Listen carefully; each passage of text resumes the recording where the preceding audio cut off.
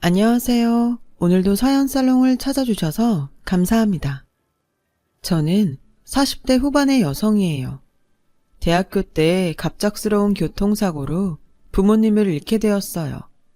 형제도 없어서 저는 졸지에 혼자가 되었죠.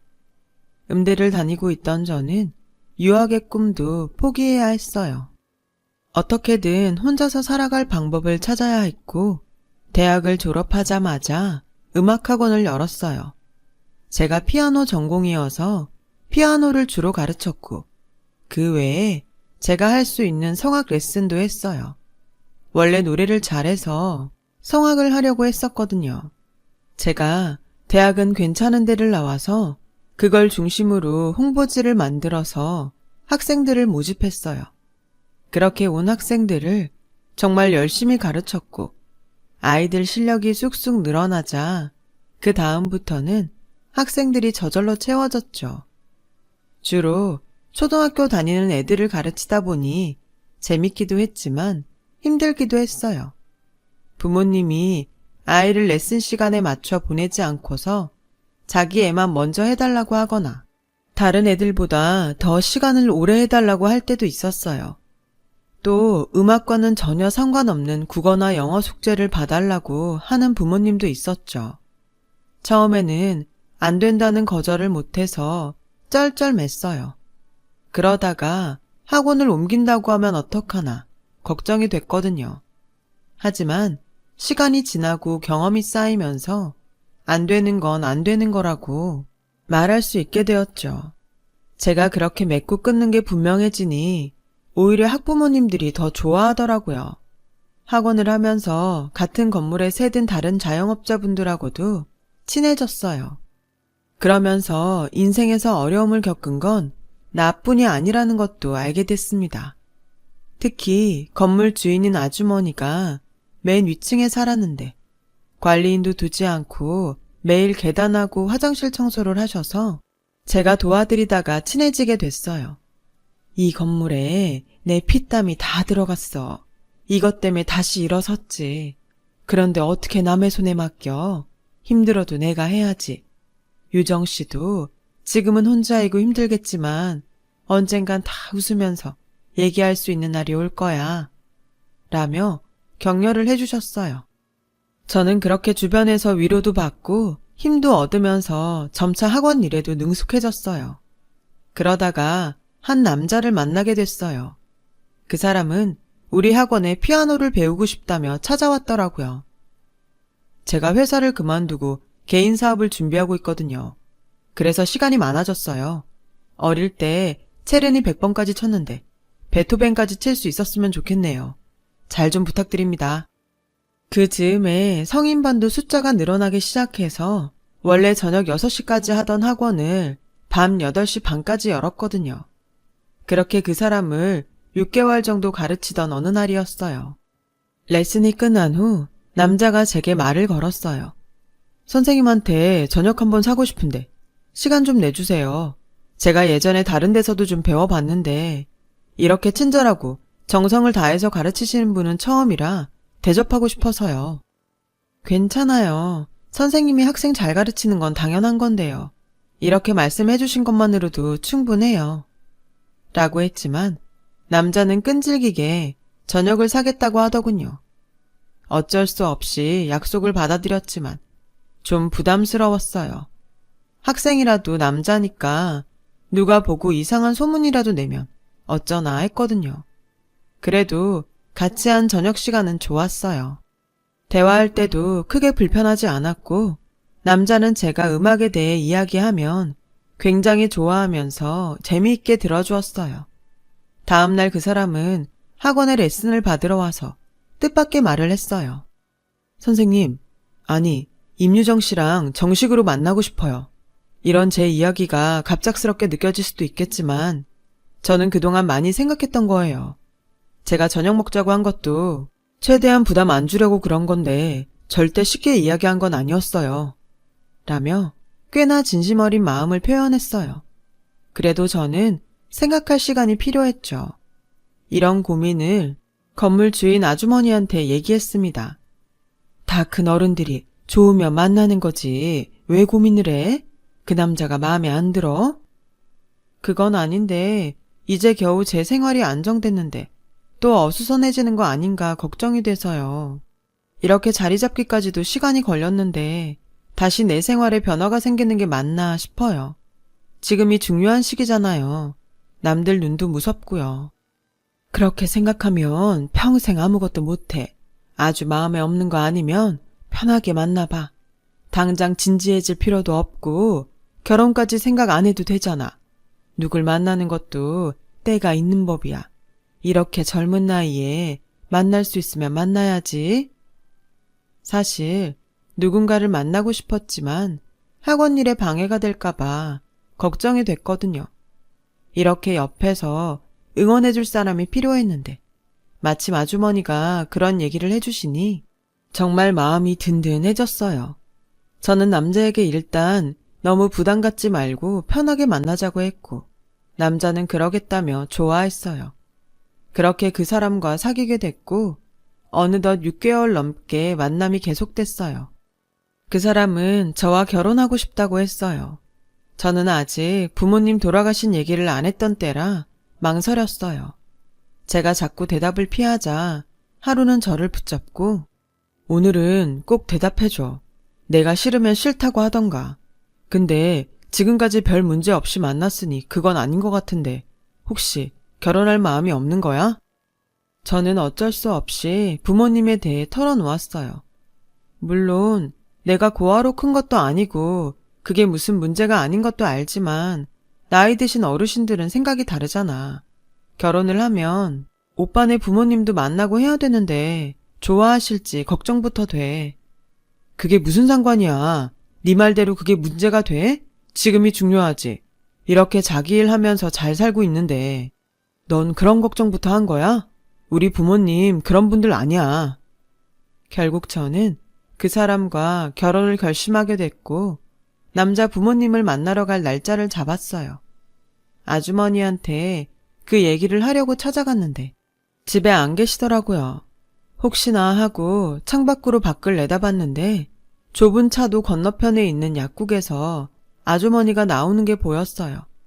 아주머니는 비틀거리시더니 차도 쪽으로 넘어지시더라고요. 저는 놀라서 얼른 뛰어내려가서 아주머니를 안아서 인도로 왔죠. 아슬아슬하게 자동차가 저와 아주머니를 스치고 지나갔어요. 하마터면 아주머니가 차에 치일 뻔했던 거였어요. 저는 가슴이 두근거리고 소름이 쫙 끼쳤어요. 아주머니는 저에게 기대서 인상을 잔뜩 찌푸리며 가쁜 숨을 쉬셨어요. 얼른 119를 불러서 응급실로 갔더니 의사가 바로 아주머니를 어디론가 옮겼어요. 간호사는 저에게 가족이냐고 물었고 저는 아니라고 했죠. 지금 바로 수술 들어가야 되는데 가족 연락처 아세요? 아주머니는 오래전 남편이 돌아가셨고 하나뿐인 딸도 몇 년 전 사고로 세상을 떠났다고 했어요. 아주머니는 예전에 심장수술을 받으셨는데 그게 문제가 생긴 모양이었어요. 그래서 제가 수술 동의를 한 후 학원을 쉬고 수술실 앞에 있었죠. 6시간 정도 걸린 수술 끝에 아주머니는 다시 안정을 찾으셨어요. 의사는 수술이 잘 끝났다고 하더군요. 선생님 아니었으면 저분 큰일 날 뻔하셨어요. 정기검진을 안 오셔서 걱정했는데 오늘 큰일 하셨네요. 이따 깨어나실 거니까 보고 가세요. 저는 아주머니가 깰 때까지 병실에 있었어요. 심장수술 받으셨으면 정기적으로 병원을 다니셨어야죠. 그러다 큰일 나면 어쩌시려고요. 이제 저라도 챙길게요. 내가 정말 고마워서 어떡하지? 이 은혜를 어떻게 갚아? 은혜는 무슨 은혜요. 아줌마를 보면 엄마가 생각나서 좋단 말이에요. 그러니까 건강하세요. 알았어. 내가 앞으로 조심할게. 병원도 잘 다니고. 라며 제 손을 꼭 잡으셨어요. 그렇게 정신없이 한 주를 보내고 남자 집에 갈 날이 되었어요. 저는 너무 긴장해서 음식도 제대로 못 먹었어요. 학원 자리는 좋은 데에 잡았네. 건너편에 아파트 단지 있고 조금만 가면 초등학교 있고 시내랑 멀지 않아서 직장인들도 있고 한 달 수입은 대강 얼마나 돼? 라고 남자 어머니가 노골적으로 물어보자 남자는 엄마는 초면에 뭘 그런 걸 물어봐. 안 그래도 잔뜩 긴장해서 물도 제대로 못 마시는데. 넌 벌써부터 편드는 거야? 내가 못 물어볼 거 물어봤니? 어차피 한 식구 될 건데 궁금하잖아. 안 그래요, 당신? 당신도 궁금하죠? 라며 남자 아버지를 끌어들였고 아버지는 잘 모르겠다며 얼머부리고 방으로 들어가셨어요. 제 언니가 중간에 나서서 이러면 쟤한테도 좋을 거 하나도 없어. 내 친구들도 보면 아들이 며느리 편 들어서 사이 나빠진 게 좀 많은 줄 알아? 네가 처신 잘해야 돼. 저는 만만치 않겠다는 느낌이 들었어요. 다음 날 학원 문을 열고 얼마 안 됐는데 남자 어머니가 오셨더라고요. 저는 너무 뜻밖이라 어리둥절해서 제 의자를 내어드리고 얼른 차하고 과일을 준비했어요. 남자 어머니는 들어오는 아이들을 유심히 보더니 학원을 살피더군요. 왜 원장실은 따로 없어? 이러면 애들한테 위신이 안 서잖아. 네가 무슨 접수원도 아니고 왜 문 옆에 방도 없이 네 자리를 둔 거야? 제가 혼자 하는 학원이라 이게 편해요. 아이들 올 때마다 출석 체크하기도 좋고요. 그런 것도 다른 방법이 있을 거 아니야. 너도 참 고지식하다. 이렇게 원장이 원장답지 않으니 애들이 지멋대로지.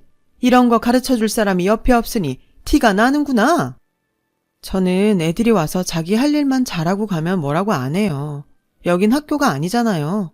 무조건 조용히 하고 질서 지키고 이런 건 다른 학원에서도 하니까 여기서만이라도 애들이 편했으면 좋겠어요. 학부모님들도 만족하시고요. 제가 몇 년간 하면서 만들어 놓은 분위기예요. 너 어제는 안 그러더니 아주 따박따박 할 말 다 하는구나. 제호 앞이라서 내숭 떨었던 거니? 그런 거 아니에요. 제 학원에 처음 와보시고서 그런 말씀을 하시니까 제 입장을 말씀드린 거예요. 라고 하자 들은 척도 안 하더니 출석부를 쭉 보고는 학생 이거 갖고 되겠어? 좀 더 모아야지. 정 안 되면 아파트 단지에 찌라시라도 좀 뿌리던가 해라. 이래가지고 결혼식 예단 준비는 제대로 하겠니? 그리고 이제 이 학원 네 거 아니다. 우리 집 사람 되면 이게 다 우리 집안 거야. 라는데 대놓고 화를 내고 싶었지만 일단 참았어요. 아이들 레슨도 해야 하고 할 일이 많았으니까요. 그날 저녁 남자가 왔을 때 어머니가 온 이야기를 했죠. 이 학원은 누가 뭐라고 해도 내 거고 내가 운영하는 거야. 이런 식이면 난 결혼 생각해 봐야 될 것 같아. 정말 미안해. 내가 대신 사과할게. 근데 엄마는 별뜻 없이 한 말일 거야. 네가 나랑 결혼하면 가족이 되는 거라고 강조하고 싶었던 거겠지. 이깟 학원이 뭐라고 그렇게 관심을 갖겠어. 이깟 학원이라니? 여긴 내가 몇 년 동안 열심히 가꿔온 내 삶의 터전이야. 오빠는 여길 그 정도로밖에 생각 안 했던 거야? 아무리 오빠 보기에 별거 아닌 것 같아도 그런 식으로 말하면 안 되지. 이깟 학원에 배우러는 오빠는 뭔데 그럼? 그래, 내가 말 실수했어.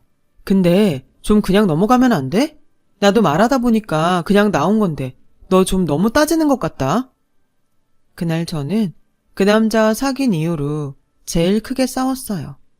저는 며칠 동안 연락도 안 받고 남자가 학원에 와도 연습하다가 가라고 하고 진도를 봐주지 않았어요. 제가 가진 걸 그렇게 함부로 대하는 사람은 정말 아니라는 마음만 들었거든요. 남자는 정말 잘못했다며 저한테 몇 번이고 사과를 했어요. 남자가 그런 말을 한 게 처음이기도 했고 실수라면 다시는 그러지 않겠지 하고 저는 사과를 받아들였어요. 하지만 결혼을 서두르고 싶지 않아서 일정을 차일피일 미뤘어요. 그렇게 2달쯤 지났을 때 아주머니가 다시 건물 청소를 시작하셨어요. 아줌마, 벌써 움직이셔도 돼요? 무리하지 말고 쉬엄쉬엄 하세요. 계단하고 화장실 청소 지금까지 했던 것처럼 제가 계속해도 돼요. 괜찮아. 아픈 데도 없는데 가만히 있으려니까 좀이 쑤셔서 못 견디겠어. 그리고 내가 옆에서 우리 유정이도 지켜줘야지. 제가 아주머니 병문안을 갔을 때 자세히는 아니지만 남자 어머니가 찾아왔던 얘기를 했거든요. 저는 정말 눈물이 날 만큼 고마웠어요. 말씀만이라도 그렇게 든든할 수가 없더라고요. 그리고 얼마 안 가서 남자가 저보고 다시 자기 집에 가자고 하더군요. 내 동생 경호 알지? 걔도 결혼할 사람이 생겨서 집에 오기로 했거든. 그래서 다 같이 밥 먹으면 어떠냐고 하니까 엄마 아빠도 좋다고 하셨어. 이번에 가서 오해도 풀고 서로 관계도 회복하면 좋잖아. 라며 저를 열심히 설득했어요. 이렇게까지 말하는데 안 간다고 하는 것도 예의가 아닌 것 같아서 알겠다고 하고 아주머니한테 선물로 뭐가 좋을지 의논을 했죠. 동생 여자친구도 오면 비교될 텐데 어떻게 해야 될지 걱정이에요. 저번에 가져갔던 선물도 그렇게 마음에 들어하는 것 같지 않았거든요. 너무 어렵게 생각하지 말고 할 수 있는 만큼만 해. 마음이 중요한 거지. 내가 과일 진짜 좋은 거 갖다 놓는 가게 알아. 거기 전화해서 바구니 하나 해달라고 할게. 진짜 고급 과일도 취급하는 집이거든. 그렇게 아주머니는 과일 바구니를 준비해 주셨고 저는 한우 세트를 준비했어요. 아주머니는 선물이라며 과일 바구니 값을 받지 않으셨어요. 인사 잘하고 와. 어땠는지 갔다 와서 얘기해줘. 저는 감사하다고 인사를 하고 선물을 소중히 들고서 남자 집에 갔어요. 남자는 현관에 나와서 반갑게 선물을 받았어요. 와, 이 과일 진짜 좋아 보인다. 어디서 샀어? 아주머니가 신경 써서 준비해 주신 거야. 아주머니? 아, 그 청소하시던 분? 하더니 좀 실망한 표정으로 식탁에 툭 내려놓더군요. 남자는 아주머니가 건물 주인인 걸 모르고 있어서 그런가 보다 했어요. 남자 부모님도 그 말을 들었는지 과일에는 관심도 없고 한우만 보셨어요. 마음이 좀 상해서 말이 없이 있는데 남자 동생과 여자친구가 왔어요. 남자 어머니는 호들갑을 떨면서 현관에 나가 그 여자를 맞이했어요. 남자 말로는 동생 여자친구가 무슨 대기업 임원 딸이라고 하더군요. 남자 어머니는 잘 왔다며 그 여자가 갖고 온 커다란 백화점 과일 바구니를 봤더니 아우, 이것 좀 저리 치워라! 라며 제 과일 바구니를 팔꿈치로 밀어서 바닥으로 떨어뜨리는 거였어요. 그걸 남자는 또 발로 밀어서 부엌 냉장고 옆으로 처박아 놓더군요. 저는 더 이상 참을 수 없어서 두 사람을 제치고 과일 바구니를 품에 안았어요. 오늘은 제가 있을 만한 자리가 아닌 것 같네요. 실례가 많았습니다. 라며 과일 바구니를 들고 그 집을 뛰쳐나왔어요. 정말 서러운 눈물이 하염없이 쏟아지더군요. 남자는 저를 따라 나오지도 않았어요. 집에는 가고 싶지 않은데 과일 바구니를 들고 어딜 돌아다니기도 그래서 학원으로 갔더니 마침 아주머니가 집에서 내려오시더라고요. 아주머니는 저를 보고 환하게 웃으시다가 과일 바구니를 보고는 그 집에 안 갔어? 무슨 일이 있었던 거야? 라고 하시는데 그만 눈물이 터져버렸어요. 제 얘기를 다 들으신 아주머니는 제 손을 꾹 잡으시더니 일단 한숨 돌리고 나서 그 남자한테 오늘은 미안했다고 전화해. 그리고 부모님하고 같이 좋은 데서 대접하고 싶다고 약속을 잡아.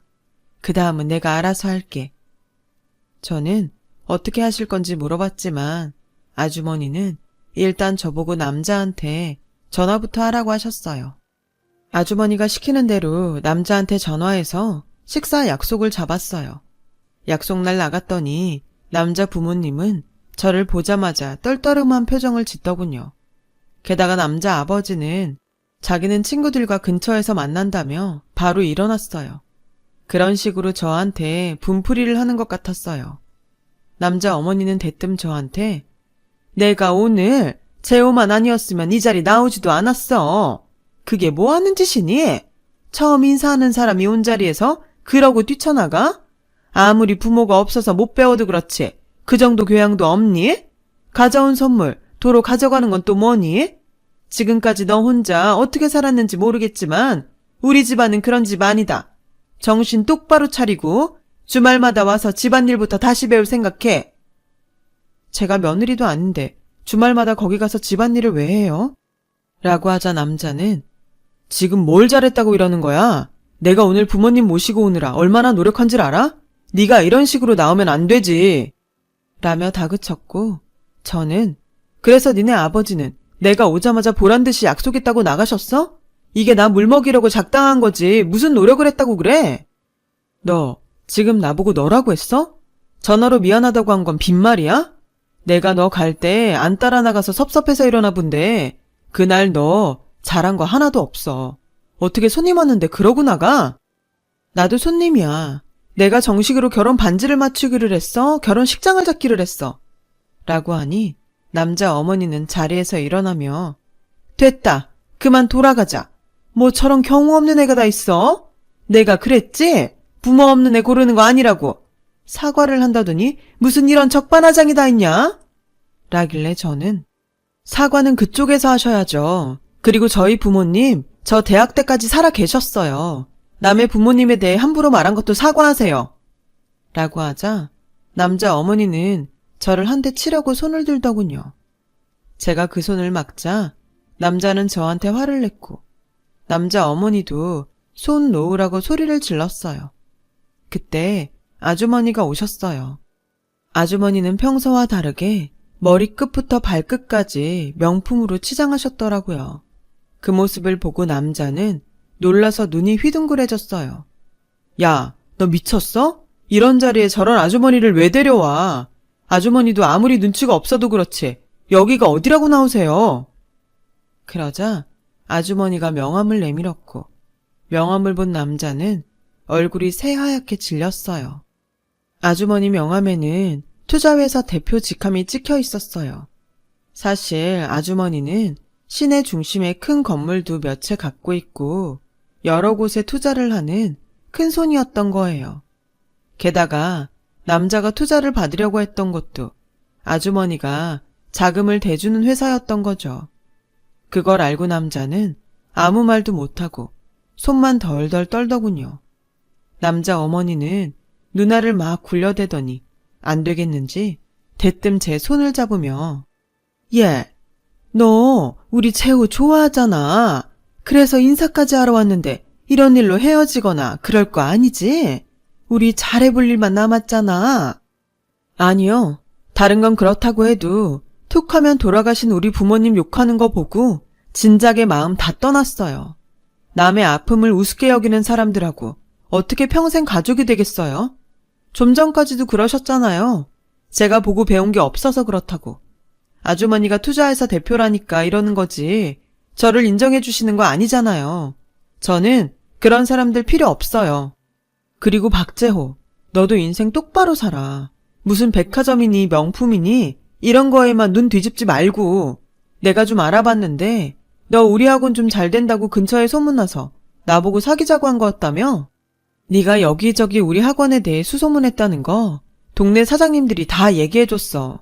우리 학원처럼 작은 데에서 뭘 받아먹겠다고 저러나 했더니 니네 어머니가 운영하게 하고 나는 아주 월급 선생처럼 부려먹을 작정이었더라.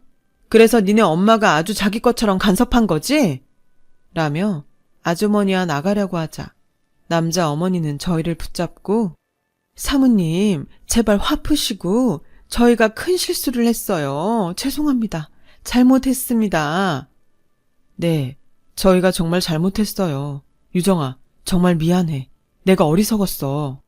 라고 했지만 저와 아주머니는 두 사람을 뿌리치고 돌아왔어요. 남자는 몇 번이나 찾아와서 미안하다고 사과를 했지만 저는 받아주지 않았어요. 남자 어머니도 저한테 전화로 잘못했다고 사정하고 아주머니한테도 찾아와 몇 번이나 머리를 조아렸다고 하더군요. 그래도 아주머니는 받아주지 않으셨다고 해요. 남자는 아주머니한테 찍혀서 투자를 못 받아서 사업을 제대로 시작도 못했다더군요. 그렇게 한 차례 소란이 지나가고 몇 년 후에 저는 좋은 사람을 만나서 결혼했어요. 아들, 딸도 낳았고요. 그 애들이 벌써 중학생이네요. 저는 아주머니와 진짜 모녀지간처럼 잘 지내고 있어요. 정말 고마운 분이죠. 아주머니도 저희 애들 친손자처럼 예뻐해 주시고요. 부모님이 저에게 보내주신 귀한 인연이라고 생각하고 있어요. 사람 사는 게 쉽지도 않고 답도 없지만 하나만은 확실히 믿고 살아가고 있습니다. 사람이 사람을 무시하면 안 된다는 진리요. 제 얘기는 여기까지예요. 오늘 제 사연을 들어주신 분들 모두 감사드려요. 다들 좋은 일만 생기시길 기원할게요. 오늘도 행복한 하루 되세요. 여러분, 사연 댓글에 응원과 현명한 조언 부탁드려요. 좋아요와 구독은 저에게 큰 힘이 됩니다. 오늘도 좋은 일 가득하세요.